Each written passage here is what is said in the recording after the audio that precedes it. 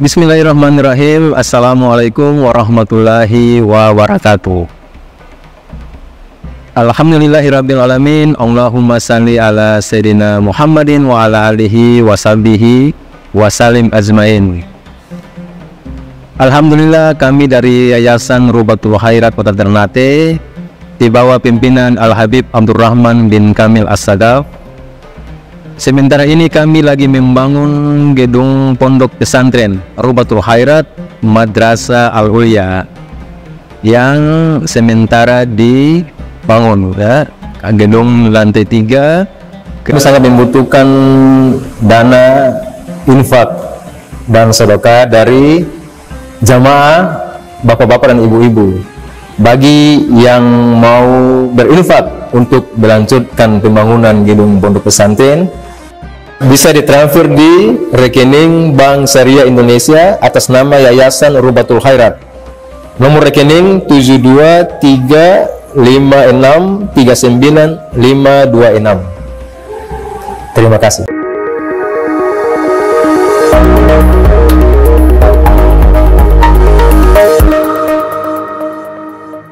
Ada ilmu yang diajarkan oleh para ulama mengenai seseorang ketika salam pertama itu dia niatkan salamnya kepada ahlul bait Rasul SAW. Salam kedua, niatkan salam itu kepada seluruh saudara-saudaranya yang mukmin, baik dari bangsa jin maupun manusia. Salam kepada ahlul bait itu secara khusus Allah Ta'ala nyatakan di dalam Al-Quran. Jadi luar biasa, ya. Ada satu keluarga sudah dapat salam dari Allah. Nah, itu gak sembarangan, ya. Itu hanya disebut dalam Al-Quran, salam itu hanya kepada keluarga Nabi Muhammad. Di surat As-Saffat itu ayat 130. Salamun ala el-Yasin. Salamun ala el-Yasin. Kita kalau buka kitab tafsir sudah terjadi apa? Penyimpangan tafsiran, bisa dikatakan begitu. Penyimpangan tafsiran. Terutama kitab-kitab tafsir yang dicetak oleh kelompok yang bertentangan dengan ahli sunnah wal jamaah. Kalau kita buka tafsir-tafsir yang cetakannya bukan dari ahli sunnah, itu pasti mengatakan bahwa yang dimaksud salam di sini kepada Nabi Ilyas dan seterusnya. Bahkan di terjemahannya begitu. Memang tidak dipungkiri, itu pendapat ada. Tapi yang menjadi penyimpangan ketika ada pendapat menggunakan sigoh kil Ali Muhammad, selalu keterangannya di bawah. Nah, kalau yang pendapat ini salam kepada keluarga Nabi Muhammad, ini riwayat yang batil. Ini riwayat yang palsu, ini riwayat yang tidak kuat. Begitu yang ada. Makanya jangan tertipu dengan kitab-kitab. Yang cetak siapa nih?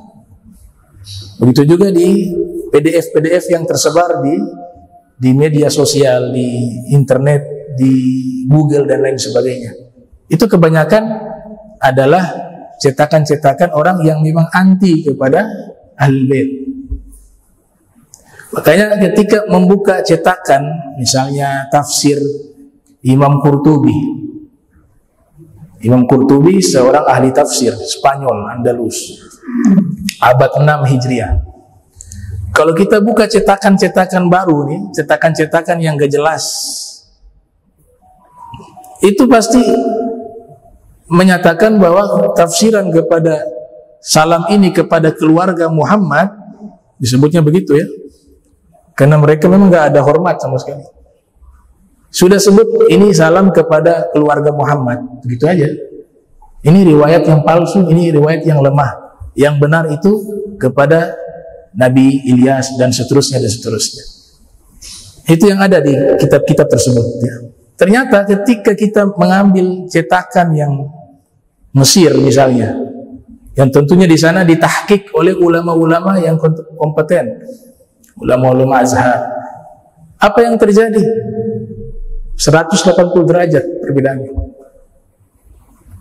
Di dalam tafsir Qurtubi, ini cetakan Mesir ya, itu menyebutkan bahwa riwayat dari sahabat Sayyidina Abdullah bin Abbas dan Sayyidina Abdullah bin Mas'ud menyatakan bahwa yang dimaksud salamun ala Ilyasin ay salamun ala ali Sayyidina Muhammad sallallahu alaihi wasallam. Salam kepada Ilyasin adalah salam kepada keluarga Nabi Muhammad sallallahu alaihi wasallam. Dan riwayatnya riwayat yang kuat, riwayat yang sahih kata mereka. Dan saya yakini cetakan inilah yang lebih kuat, karena dalam kitab Al-Jami' li Ahkamil Quran lil Imam Qurtubi, di situ beliau jelaskan juga sanad-sanadnya, pentahqiq dari ulama-ulama Mesir, ulama-ulama Azhar. Mereka mengatakan ini riwayat yang sahih. Dan itu bisa dibuktikan dengan riwayat-riwayat yang lain yang ada dalam Sahih Bukhari dan ada dalam Sahih Muslim. Jadi satu-satunya keluarga yang mendapatkan salam khusus dari Allah itu adalah keluarga Nabi Muhammad SAW. Coba lihat orang yang dapat salam dari Allah ketika masih hidup di dunia ya, orang tersebut dijamin masuk surga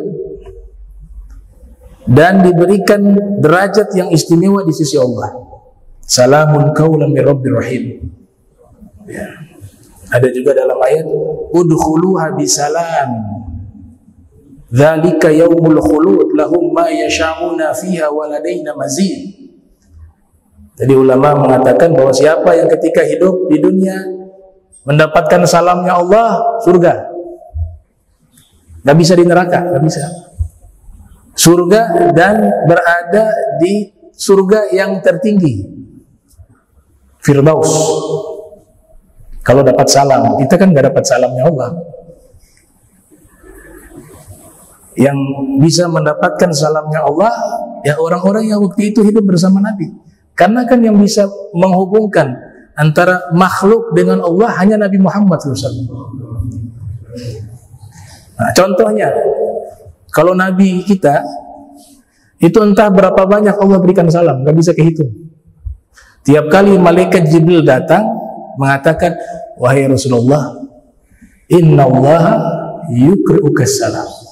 Wahai Rasul, Allah titip salam kepadamu. Itu sering.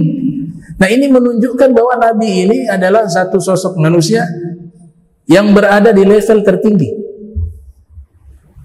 Karena nabi-nabi lain pun tidak mendapatkan salam sebanyak Nabi Muhammad SAW. Tiap kali Jibril bertemu Nabi, selalu Allah katakan sampaikan salam. Tapi secara hakikat tanpa Jibril, Nabi sudah bersalam-salam dengan Allah. Karena Nabi ketika tasyahud itu, Nabi juga mengucapkan salam kepada Allah Ta'ala. At-tahiyatu. Nah, salamnya Nabi kepada Allah itu hakiki, kelihatan. Itu kata Ibnu Qayyim ya, dalam kitab Zadul Ma'ad fi Hadi Khalil Ibad. Jadi Nabi sudah bisa langsung salam-salaman dengan Allah. Tapi malaikat Jibril diperintahkan membawa salamnya Allah untuk mempertegas kepada malaikat Jibril tentang kedudukan Nabi kita Muhammad SAW. Luar biasa Allah yang sampaikan salam. Inna Allah yukri'uka salam. Istrinya Nabi Sayyidah Khadijah Al-Kubra alaihassalam pernah membawa makanan ketika Nabi sedang beribadah di Gua Hira. Yatahannuth. Ya, yatahannuth artinya sedang beribadah. Makanan dari surga dibawa oleh malaikat, diserahkan kepada Sayyidah Khadijah, dibawa oleh Sayyidah Khadijah. Kemudian malaikat Jibril menghampiri Rasulullah SAW, mengatakan, "Ya Rasulullah, hadhi Khadijah qad atatska ma'aha ina'un fihi idamun aw ta'amun aw syarabun fa idza hiya qad atatska faqra 'alaiha salam min rabbiha wa minni wa basyirha bi baitin fil jannati min qasabin la sakhaba fiha wala nasab." Diriwayatkan oleh Imam Bukhari yang lahir 194, wafat 256 Hijriah, dan juga hadis ini diriwayatkan oleh Imam Muslim yang lahir 204, wafat 261 Hijriah di dalam sahihnya. Yang artinya malaikat Jibril mendatangi Rasul. Atani Jibril, kata Nabi, Jibril mendatangiku, kemudian mengatakan, "Wahai Rasulullah, ini Khadijah," kata malaikat Jibril. "Sebentar lagi dia akan datang menemuimu, dia membawa makanan." Ya, dia membawa satu wadah yang di dalamnya ada lauk atau makanan atau minuman.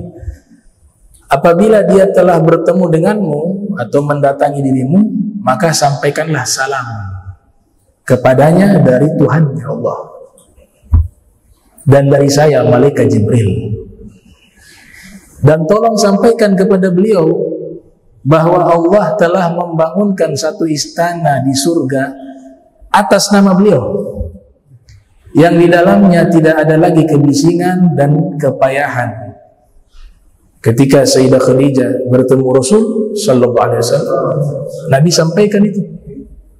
Coba lihat, dapat salamnya Allah dan sudah dibangun istana di surga. Artinya apa? Ketika masuk surga langsung tempatnya sudah ada. Nah, ini derajat yang sangat tinggi, mendapatkan salam Allah. Bukan salam presiden. Kita kalau dapat salam presiden bangkanya luar biasa. Tuh, dapat salam presiden begini. Ya, dapat salam raja, mereka dapat salamnya sang pencipta raja dan presiden. Mereka mendapatkan salam yang menciptakan langit dan bumi. Mereka mendapatkan salam yang menguasai alam semesta dan maharaja atas segala raja. Ini lebih dahsyat, ikhwan. Makanya cari viral jangan di manusia, cari viral di langit. Moga-moga menjelang wafat dapat salamnya Allah, atau dapat salamnya Nabi Muhammad sallallahu alaihi wasallam. Itu yang kita cari. Nah, Sayyidah Khadijah ketika mendapatkan salam tersebut, salamnya dari Allah yang membawa Jibril yang melafadzkan Nabi Muhammad, dibalas oleh beliau. Kata beliau, "Innallahu wassalam." Nah, Allah itu adalah assalam, wa ala Jibril salam, dan juga salam kepada malaikat Jibril, wa alaikas salam wa rahmatullahi wa barakatuh, dan kepadamu wahai kekasihku Nabi Muhammad, salam dan rahmat dan keberkahan terlimpahkan padamu. Dibalas salamnya oleh Sayyidah Khadijah. Nah, dari Nabi dapat salamnya Allah, tidak terhitung jumlahnya. Sayyidah Khadijah mendapatkan salamnya Allah, dan begitu juga turunan Nabi dapat salamnya Nabi Muhammad SAW. Padahal orangnya belum lahir, orangnya belum ada. Itu dari Sayyidina Jabir bin Abdullah, usia sudah sepuh, sudah tua. Datang silaturahmi ke rumahnya Al-Imam Ali Zainal Abidin bin Husain. Beliau sudah lupa karena waktu cukup lama. Ketika Nabi titipkan salam, waktu masuk ke rumahnya Imam Ali Zainal Abidin bin Husain alaihi salam, beliau sedang menggendong anak bayi. Kemudian Sayyidina Jabir bertanya, "Ya Imam Ali, ini siapa?" Dijawab oleh Imam Ali Zainul Abidin, "Ini anak saya, namanya Muhammad." Kakekmu Rasul menitipkan salam. Saya baru ingat sekarang. Wahai Muhammad, kau dapat salam dari Rasul Muhammad SAW. Padahal Nabi sudah wafat waktu itu. Maka mereka heran, kok bisa begini ceritanya? Coba ceritakan. Maka ia ceritakan, kuntu jalisan inda Rasulullah SAW. Dulu saya pernah duduk di sisi Rasul. Wal Husain fi hijrihi, dan pada waktu itu Imam Husain sedang berada di pangkuannya Nabi. Wa huwa yuda'ibuhu, dan Nabi bercanda dengan Imam Husain di atas pangkuan. Ada Sayyidina Jabir waktu itu. Kemudian tiba-tiba Nabi mengatakan kepada saya, ya Jabir, hadza ibni yuladu lahu maulud ismuhu Ali. Padahal Imam Husain masih anak-anak. Nabi mengatakan, wahai Jabir, ini putraku nanti akan melahirkan, akan memiliki anak namanya Ali.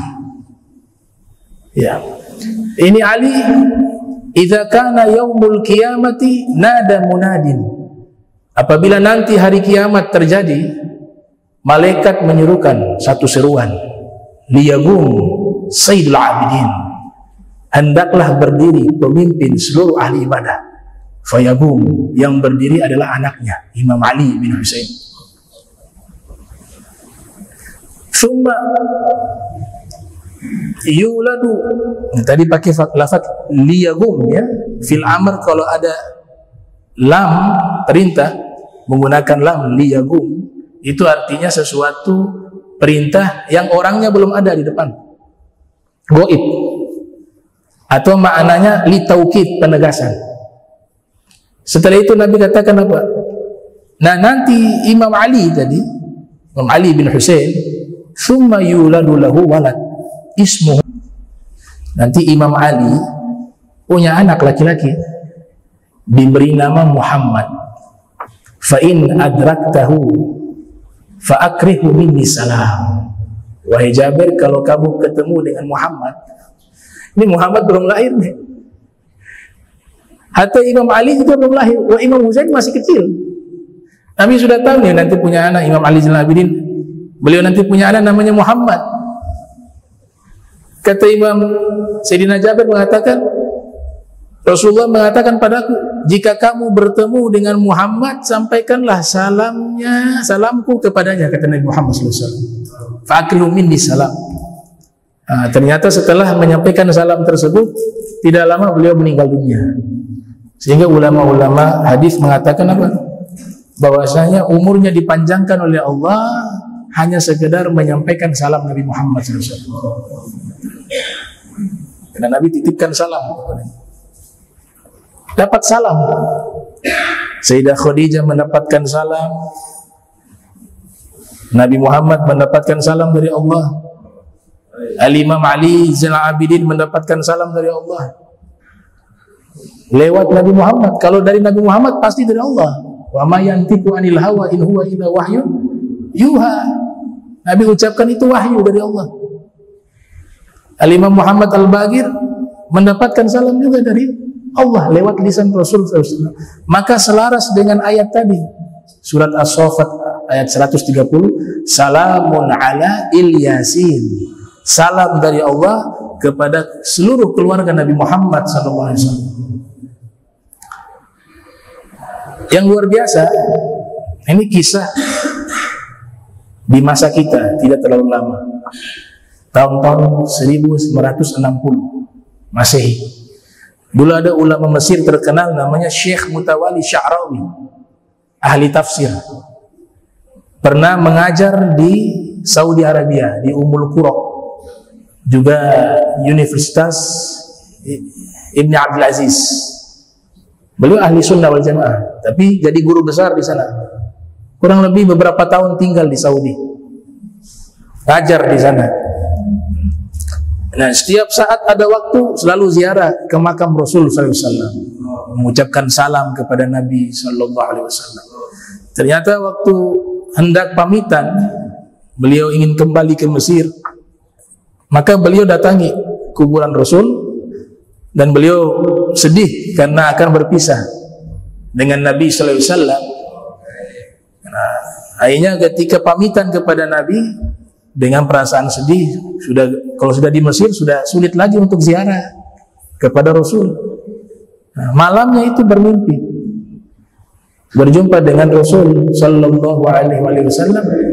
Nabi mengatakan kepada Syekh Mutawalli Sya'rawi, kamu jangan sedih. Innali baban di Misra. Sesungguhnya ada pintunya saya, kata Nabi, di Mesir. Ditanya sama Syekh Mutawalli Sya'rawi, wahai Rasul, pintunya antum di Mesir itu di mana? Apa kata Nabi? Yaitu kuburul Imam Husain. Kuburannya Imam Husain itu pintunya saya, kata Nabi Muhammad SAW. Kamu ziarah kepada Imam Husain, hakikatnya kamu ziarah kepada saya, kata Rasul SAW. Bahagia nih Syekh Mutawalli Sya'rawi. Ternyata dalam hadis memang ada nukilan itu. Nabi pernah mengatakan, Husain minni wa ana min Husain. Husain dariku. Kalau ini tidak terlalu luar biasa, maknanya apa? Ya memang Imam Husain dari turunannya Rasul, sesuatu yang orang semua faham. Makanya ini hal yang biasa kata ulama. Tapi yang luar biasa setelahnya itu, wa ana min Husain, itu yang luar biasa itu. Saya Nabi Muhammad bagian dari Imam Husain. Itu dahsyat itu. Makanya para aulia itu coba menafsirkan ini, mereka gak temukan maknanya. Sampai ada di antara mereka diberikan ilham oleh Allah bisa memahami hadis tersebut, yang maknanya bahwa Husain minni wujudan wa ana min Husain syuhuda. Artinya Husain dariku adalah wujudnya Husain. Di situ ada darahnya Nabi, ada dagingnya Nabi Muhammad SAW. Dan aku dari Husain artinya apa? Syuhuda. Di mana kalian melihat Husain, kalian berziarah kepada Imam Husain, kalian akan menyaksikan saya ada di situ, kata Nabi Muhammad SAW. Jadi diibaratkan sesuatu yang satu. Dan ini Nabi katakan juga tentang Sayyidina Ali bin Abi Thalib. Nabi mengatakan hal yang sama dengan Imam Ali, bahwa Ali minni wa ana min Ali. Sayyidina Ali bagian dariku dan aku bagian dari Sayyidina Ali. Kalau ini lebih jauh lagi, ada riwayat dari Imam Ahmad bin Hanbal yang lahir 164 wafat 241 Hijriah dalam kitab Fadail Amirul Mukminin Ali bin Abi Thalib. Di situ Nabi bersabda, kuntu ana wa Aliun nuran baina yadillah. Dahulu saya dan Imam Ali adalah satu cahaya. Qabla ay yakhluqa Adam bi arba'ah asyra alf am. 14.000 tahun sebelum Allah menciptakan Nabi Adam.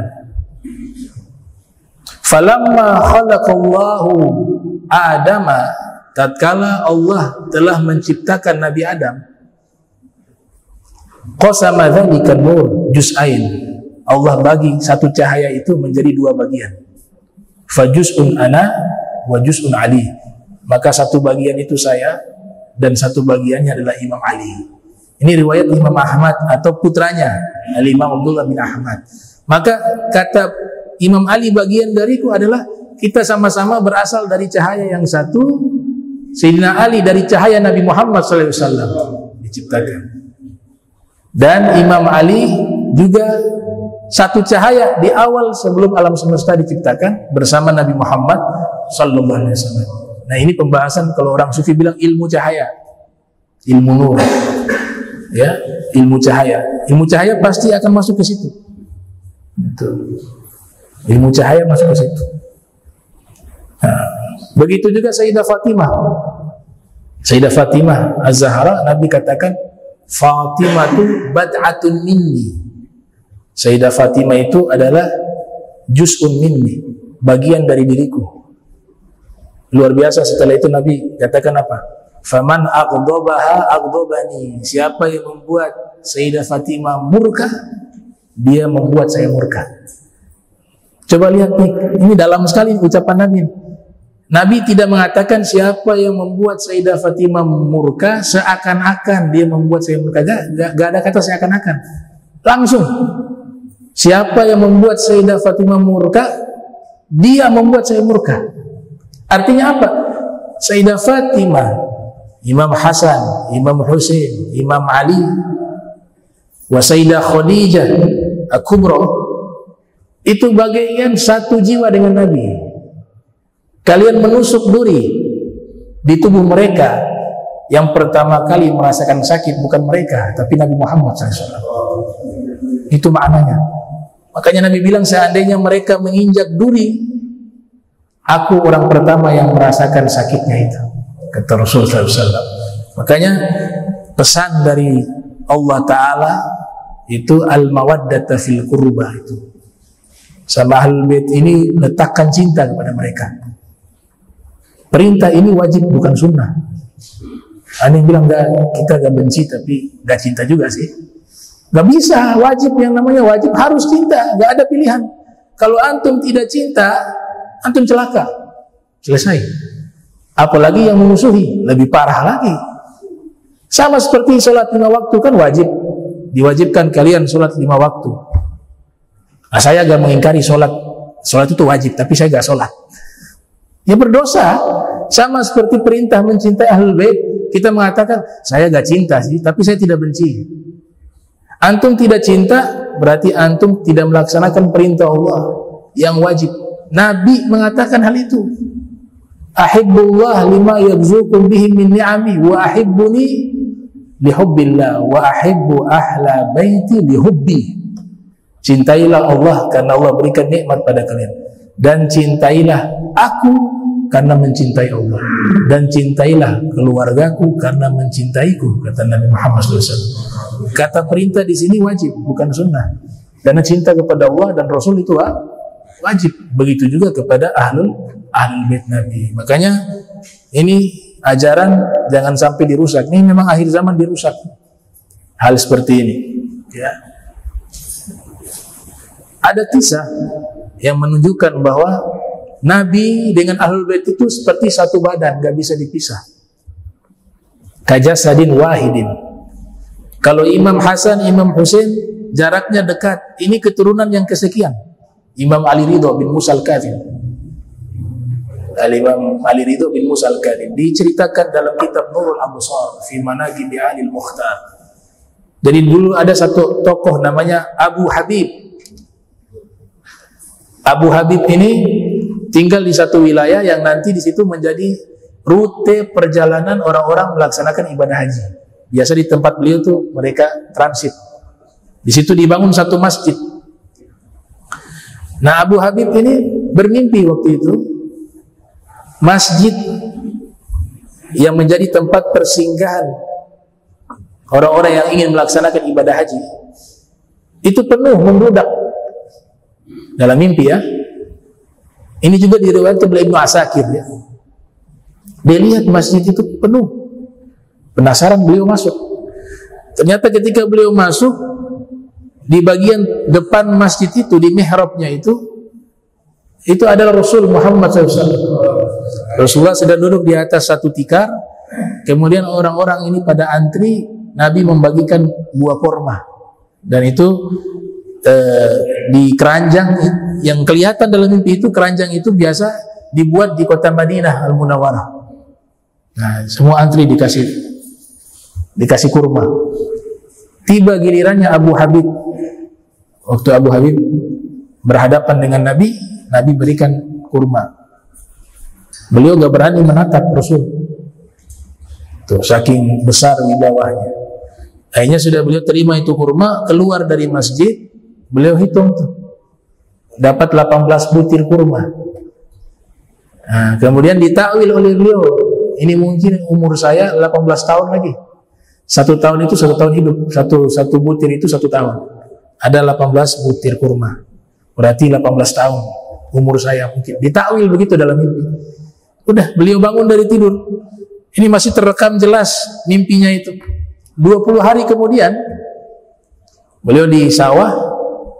Ada yang datang kasih kabar bahwa masjid penuh nih, ada tamu agung datang. Kata beliau, siapa? Ayo sudah kamu ke sana lihat. Akhirnya Abu Habib ke sana lihat di masjid yang sama di kampungnya yang dia mimpi waktu itu. Betul itu membludak. Sama sebagaimana mimpinya 20 hari yang lalu. Dilihat, iya membludak ini sama persis nih. Masuk dia. Ternyata ketika beliau masuk memang ada sesosok orang duduk di depan sedang membagi-bagikan kurma. Yang buat dia takjub, dia kan belum kenal nih siapa orang ini.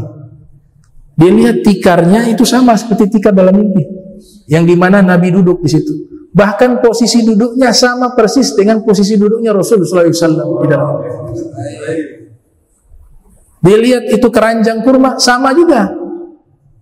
Jadi tikarnya sama, keranjang kurmanya sama, posisi duduknya sama dengan Rasul, dan membagi-bagikan kurma juga. Akhirnya dia antri, dia ikut, ketemulah sosok tersebut. Nah, ditanya ini siapa ini? Ditanya sama dia bilang ini Al-Imam Ali Ridho bin Musa Al-Kazim. Cucunya Rasul, zuriyahnya Rasul. Ikut beliau antri. Sampai di depan Imam Ali Ridho dikasih kurma. Udah. Dia gak berani bicara ini. Antum tahu dulu itu mereka itu para imam. Itu dari muka ketahuan ini zuriyah Rasul karena ada cahaya. Cuma orang banyak iri hati, akhirnya doa disuruh angkat cahaya itu. Dari jidat mereka nampak cahaya, muka mereka bercahaya. Banyak yang gak suka, iri hati. Ada salah satu imam mendoakan, ya Rob, kalau boleh anak turunan kami jangan diberikan cahaya lagi, sehingga tidak ada lagi orang yang iri hati. Yang diangkat cahaya itu anak turunannya tidak lagi nampak cahaya. Dulu nampak cahaya, orang bisa tahu ini zuriyah Rasul SAW. Nah, Imam Ali Ridho itu kemana-mana pakai nikob, padahal laki-laki. Nikob itu kain penutup. Kenapa kalau dibuka ini itu cahaya, jadi tutup. Saking bercahaya wajah beliau. Makanya ini Abu Habib ketika dapat kurma, dia juga gak berani bicara karena ini imam yang sangat berwibawa, wajahnya bercahaya. Gak berani lagi dia bertanya. Terima itu kurma, keluar dari masjid, dia hitung itu kurma. Subhanallah, 18 butir. Sama seperti yang diberikan oleh Nabi Muhammad SAW. Hanya dia balik lagi masuk menghadap kepada Imam Ali Ridho. Dia mengatakan kepada Imam Ali Ridho, tolong kasih tambah, ini 18. Kata Imam Ali Ridho, lah kakek saya ngasih 18, saya gak boleh kasih lebih dari itu. Nabi ngasih 18, saya gak bisa ngasih lebih dari itu, kata Imam Ali Ridho. Jadi beliau tahu tuh mimpinya si Abu Habib. Abu Habib saat itu jadi murid terdekatnya, bahwa ini bukan orang sembarangan gitu. Nah, ini yang saya katakan apa? Di dalam diri mereka ada Nabi Muhammad SAW. Kata Syekh Yusuf Nabhani itu. Nah, sehingga akhirnya Abu Hubaib mengikuti bagaimana Imam Ali Ridho perjalanannya sampai beliau itu sebelum meninggal sudah ngirim surat kepada salah satu murid. Antum bisa baca di manakibnya itu, ditulis oleh ulama ahli sunnah wal jamaah. Dalam manakib itu dikatakan, surat ini kamu buka besok hari ya, jangan sekarang. Jam sekian besok ba'da zuhur kurang lebih baru kamu buka. Ya, dikasih surat ke muridnya. Ternyata besok paginya beliau diundang ke istana, yang pada akhirnya di situ diracun. Ya, beliau diracun dan beliau meninggal dunia.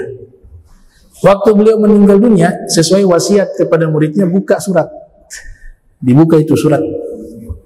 Ternyata surat itu menceritakan bahwa besok saya akan ke istana dan diracun, buah anggur ditaruh racun.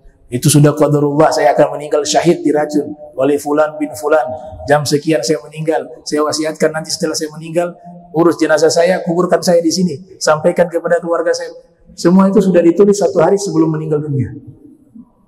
Al-Imam Ali Ridho bin Musa Al-Kazim. Ini mereka adalah penerus Rasul SAW yang sudah mendapatkan salam dari Allah Subhanahu Wa Taala. Mudah-mudahan kita bisa menjadi orang yang mencintai mereka sehingga kita bisa masuk ke golongan mereka.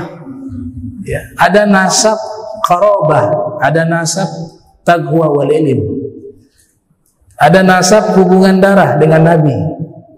Tapi ada nasab dianggap keluarga Nabi dengan cara mencintai mereka, menjadi orang yang takwa, orang yang baik, maka dianggap seperti keluarga Nabi Muhammad SAW. Salman minna ahlul bait. Salman adalah ahlul bait kami. Padahal Salman orang Persia, gak ada hubungan darah dengan Nabi. Tapi karena dia mencintai keluarga Nabi, dia adalah orang yang taat kepada Allah, orang yang baik, orang yang bertakwa. Nabi golongkan, kamu ahlul baitku, kata Nabi Muhammad SAW. Ulama, apa kata Nabi? Al ulama warathatul anbiya. Ulama pewaris para nabi. Ulama ini siapapun dia, asalnya dari mana, dari suku mana, sudah dianggap dia sebagai keluarga Nabi. Karena warisan itu hanya diberi kepada orang luar, gak dapat warisan. Warisan itu hanya orang yang punya hubungan kekeluargaan, maka dia dapat hak waris. Nabi katakan ulama itu dapat warisanku, kata Nabi Muhammad SAW. Dianggap sebagai keluarga. Jadi kita bisa menjadi ahli bait Nabi Muhammad SAW. Yang penting hati ini bersih, cintai mereka, jadi orang yang baik, yang taat. Ya, ini apalagi baru meninggal Amirin bin Zain Al-Hadi, ya, Masya Allah, beliau istiqomah di tempat-tempat baik, dari masjid ke masjid, dari majlis ke majlis, dan akhlaknya baik, tawadhu, ya, tidak pernah mengganggu orang dengan lisannya, dengan tangannya. Insya Allah husnul khatimah.